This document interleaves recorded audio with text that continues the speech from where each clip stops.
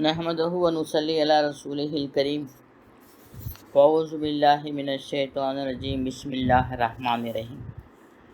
آئیے ہم اور آپ سب سے پہلے حضور نبی کریم تاجدار مدینہ رحمت عالم نور مجسم آقائے نامدار مدنی تاجدار روحی فدا جناب محمد رسول اللہ صلی اللہ علیہ وسلم کی بارگاہ میں درود شریف کا نذرانہ پیش کریں۔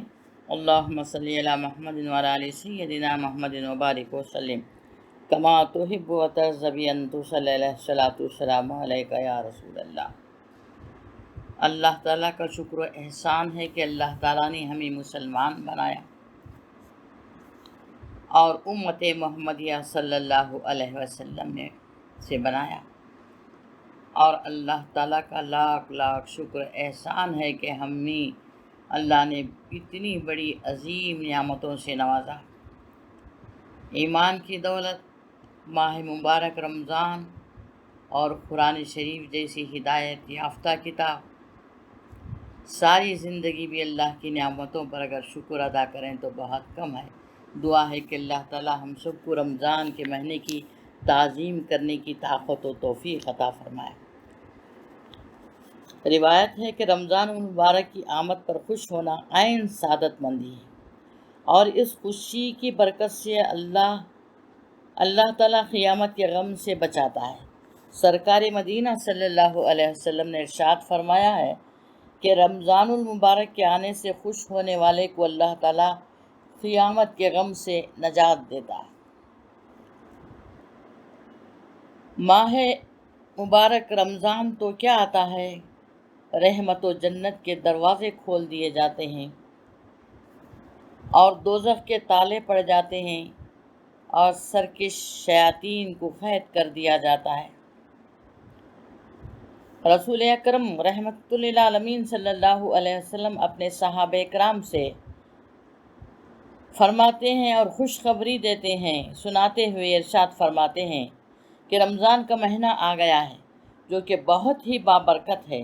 اللہ نے اس کے روزے تم پر فرض کیے ہیں، اس میں جنت کے دروازے کھول دیے جاتے ہیں اور جہنم کے دروازے بند کر دیے جاتے ہیں، سرکش شیاطین کو قید کر دیا جاتا ہے۔ اس میں ایک رات شب قدر ہے جو 1000 مہینوں سے بڑھ کر ہے۔ دعا ہے کہ اللہ تعالیٰ ہمیں رمضان میں پوری رحمتوں برکتوں سے نوازے۔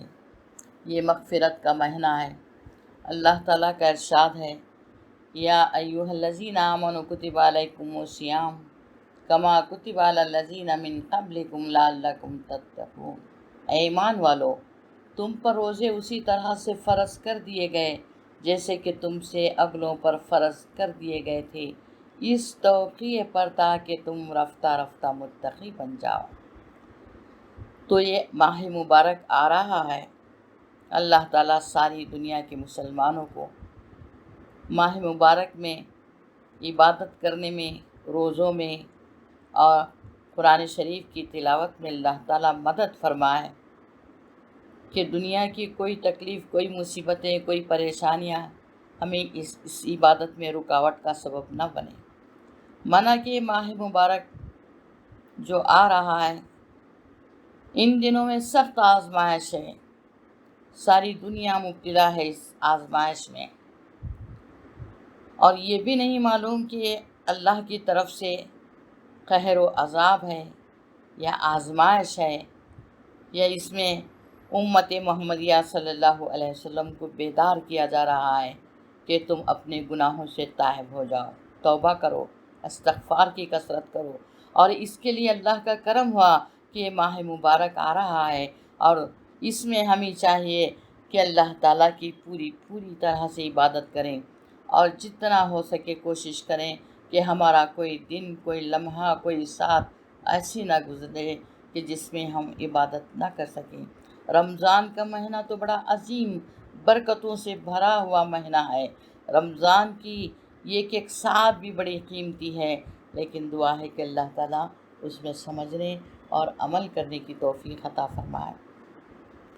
ایک مرتبہ بارگاہ رسالت میں درود شریف کا نذرانہ پیش کر دیجیے۔ اللہم صلی علی محمد وعلی آل سیدنا محمد وبارک وسلم کما تحب و ترضی ان تصلی علیہ الصلاۃ والسلام علیک یا رسول اللہ۔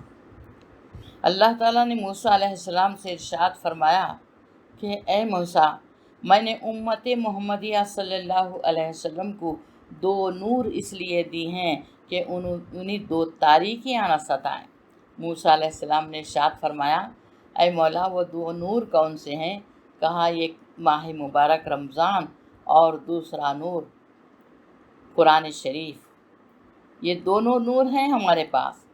ماہ مبارک رمضان آ رہا ہے جسے اللہ تعالیٰ نے نور کہا ہے، اور قرآن شریف تو ہمارے ہاتھوں میں ہے، ہماری زبان پر ہے، حافظ قرآن کے قلب میں ہے، تو یہ قرآن شریف ایک نور ہے۔ رمضان، ماہ مبارک رمضان ایک نور ہے اور قرآن شریف ایک نور ہے۔ تو اللہ تعالیٰ کا ارشاد ہو رہا ہے کہ اے موسیٰ، میں نے امت محمدیہ صلی اللہ علیہ وسلم کو 2 نور اس لیے دی ہیں کہ انہیں 2 تاریکیاں نہ ستائیں۔ تو موسیٰ علیہ السلام نے ارشاد فرمایا کہ یہ 2 نور جو ہیں وہ کن تاریکیوں میں کام آئیں گے، وہ کون سی تاریکی ہے؟ تو اللہ تعالیٰ نے ارشاد فرمایا کہ ایک قبر کی تاریکی اور ایک حشر کے میدان کی تاریکی۔ دیکھیے اللہ تعالیٰ نے اس کا کتنا بہترین انتظام فرمایا۔ اپنے پیارے حبیب صلی اللہ علیہ وسلم پر اللہ کا کتنا بڑا کرم ہوا کہ ان 2 تاریکیوں کے لیے روشنی کا انتظام ہو رہا ہے، ایک ماہ مبارک رمضان اور دوسرا اللہ کا کلام پاک قرآن شریف۔ تو اللہ تعالیٰ ہمیں یہ 2 نوروں سے پوری طرح سے فیض حاصل کرنے کی طاقت و توفیق عطا فرمائے۔ ہمیں کہیں ایسا نہ ہو کہ غفلت میں گزار دیں، کیونکہ اللہ کے پیارے حبیب صلی اللہ علیہ وسلم نے ارشاد فرمایا کہ بڑے خسارے میں ہے وہ انسان جس کے پاس ماہ مبارک رمضان آئے اور بلا مغفرت کے گزر جائے۔ کیا کہا؟ آقا صلی اللہ علیہ وسلم نے ارشاد فرمایا کہ بڑے خسارے میں ہے وہ انسان جس کے پاس ماہ مبارک رمضان آئے اور بلا مغفرت کے گزر جائے۔ یعنی خسارے سے مطلب نقصان ہے، یہ عظیم نقصان ہے اس کا، بڑا خسارہ ہے اس کا، جس کے پاس ماہ مبارک تو آیا لیکن اس میں اس کے گناہوں کی مغفرت نہیں ہوئی اور اس نے رمضان کی تعظیم نہیں کی، تو بڑے خسارے میں ہے۔ اللہ کے پیارے حبیب صلی اللہ علیہ وسلم نے ہمیں آگاہ کیا ہے کہ اس خسارے سے بچیں۔ تو دعا ہے کہ اللہ تعالیٰ ہمیں رمضان المبارک کی آمد کی پوری دل جوئی کے ساتھ انتظار کرنے کی اللہ تعالیٰ توفیق عطا فرمائے اور رمضان مبارک آنے پر خوش ہونے کی توفیق عطا فرمائے۔ یہ ایک بار حضرت موسیٰ علیہ السلام نے اللہ تعالیٰ سے ارشاد فرمایا کہ اے مولا، میرے برابر تو کسی کا درجہ دیا ہے کہ نہیں، کیونکہ تو مجھ سے ہم کلام ہوا ہے۔ اللہ تعالیٰ سے موسیٰ علیہ السلام ہم کلام ہو رہے ہیں کوہ طور پر۔ جب اللہ کا جلوہ دیکھنا چاہا، بار بار تمنا کی، 9 بار تمنا کی، تب اللہ تعالیٰ کا ارشاد ہوا کہ اے موسیٰ، تم میرا جلوہ دیکھ نہیں سکتے، اگر دیکھنا چاہتے ہو تو میں پہاڑ پر اپنی تجلی ڈالتا ہوں، اگر وہ تم برداشت کر سکو تو دیکھو۔ تو جب اللہ کی تجلی کوہ طور پر پڑی تو موسیٰ علیہ السلام بے ہوش ہو گئے۔ بہرحال موسیٰ علیہ السلام کو اللہ نے ہم کلامی کا شرف بخشا، تو اس لیے موسیٰ علیہ السلام کہہ رہے ہیں کہ اے مولا، میرے برابر کسی کو تو درجہ دیا ہے کہ نہیں، کیونکہ تو مجھ سے ہم کلام ہوا ہے۔ تو اللہ تعالیٰ کا ارشاد ہو رہا ہے، سبحان اللہ، سبحان اللہ، اللہ تعالیٰ کا ارشاد ہو رہا ہے کہ اے موسیٰ، آخر زمانے میں ایک امت کو پیدا کروں گا اور تعظیم رمضان کے باعث ان کا درجہ تمہاری بنسبت بلند کر دوں گا، کیونکہ جب میں تم سے ہم کلام ہوا ہوں تو 70,000 پردوں میں ہم کلام ہوا ہوں۔ جب امت محمدیہ روزے رکھے گی، ان کے ہونٹ سفید اور رنگ زرد ہو جائیں گے، تو اے موسیٰ، افطاری کے وقت میں ان پردوں کو اٹھا دوں گا۔